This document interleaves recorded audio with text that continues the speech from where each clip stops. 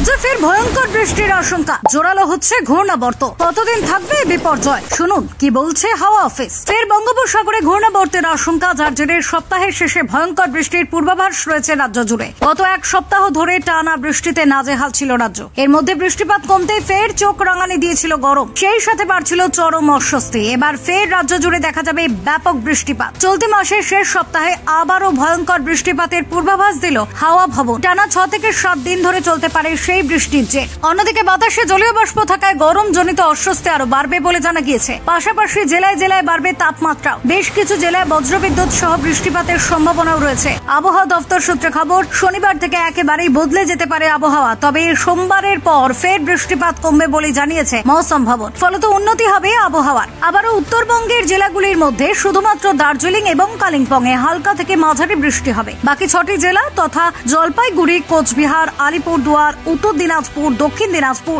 এবং মালদার আবহাওয়া শুষ্ক থাকবে। ফলে কোনো জেলায় সতর্কতা জারি করা হয়নি, বরং ভ্যাপসা গরম বজায় থাকবে উত্তরবঙ্গে। প্রসঙ্গত, পাঞ্চেত ও মাইথন জলাধার থেকে ডিভিসি মোট 50,000 কিউসেক জল ছাড়ার কারণে দুই মেদিনীপুর সহ হাওড়া এবং হুগলির বিস্তীর্ণ অংশ এখনো জলের তলায়। তবে আপাতত মোটের ওপর শুকনো আবহাওয়া থাকলে আর জলাধারগুলি থেকে জল ছাড়ার পরিমাণ আরো খানিক কমলে বন্যা পরিস্থিতির খানিক উন্নতি হতে পারে বলেই আশা করা হচ্ছে। কিন্তু আগামী সপ্তাহের গোড়ায় নতুন নিম্নচাপ তৈরি হলে এবং তার জেরে হওয়া বৃষ্টিতে ফের রাজ্যের একাংশ প্লাবিত হবে কিনা তা নিয়েও আশঙ্কা ঘনাচ্ছে। Bureau report, talk to time.